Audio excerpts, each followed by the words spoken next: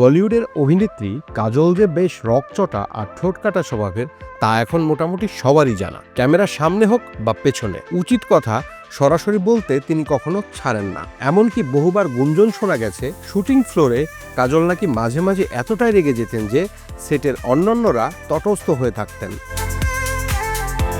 কিন্তু আজকের এই মেজাজি কাজলই তার ক্যারিয়ারের শুরুতে ছিলেন ঠিক এর উল্টো। তখন ফিল্ম ইন্ডাস্ট্রিতে কাজলের মতো এত নরম মনের মানুষ নাকি পাওয়াই যেত না। আর এতটাই নরম মনের ছিলেন যে নিজের প্রথম সিনেমার একটি দৃশ্যের শুটিং করার পর তিনি হোটেলের রুমে ফিরে হাউমাউ করে কেঁদে ফেলেছিলেন।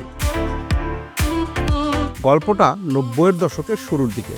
কিংবদন্তি অভিনেত্রী তনুজার মেয়ে কাজল তখন সবেমাত্র বলিউডে পা রেখেছেন। তার প্রথম সিনেমার নাম ছিল বেখুদি, আর তার বিপরীতে নায়ক হিসেবে ছিলেন কামাল সাদানা। সিনেমার একটি দৃশ্যে কাজলকে তার সহ অভিনেতা কামাল সাদানাকে সজোরে একটি চর মারতে হতো, কিন্তু যতবারই পরিচালক অ্যাকশন বলছিলেন ততবারই কাজল পিছিয়ে আসছিলেন। তিনি কিছুতেই তার সহকর্মীকে চর মারতে পারছিলেন না। একের পর এক রিটেক হতে থাকলো, কিন্তু কাজল প্রতিবারই ব্যর্থ।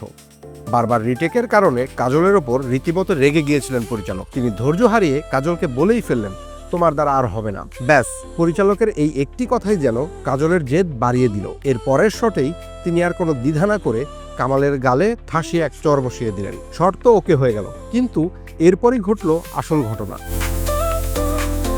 এই ঘটনা নিয়ে কাজল নিজেই এক সাক্ষাৎকারে বলেন, কামাল খুব শান্ত আর ভদ্র একটা ছেলে ছিল। আমি ওকে কিছুতেই চর মারতে চাইনি। শটটা দেওয়ার পর আমার এতটাই খারাপ লেগেছিল যে আমি শুটিং শেষে হোটেলের রুমে ফিরে হাউমাউ করে কেঁদে ফেলেছিলাম।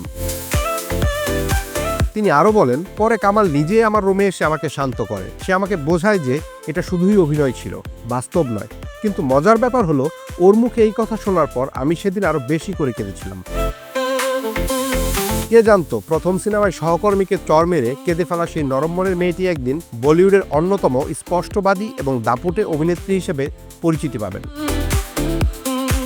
ভিডিওটি যদি আপনাদের ভালো লেগে থাকে তাহলে লাইক দিন, শেয়ার করুন এবং সাবস্ক্রাইব করুন বাংলা ফ্লো ইউটিউব চ্যানেল। বিনোদন জগতের সর্বশেষ আপডেট পেতে ফেসবুক, ইনস্টাগ্রাম ও টিকটকেও আমাদের সঙ্গে যুক্ত থাকুন।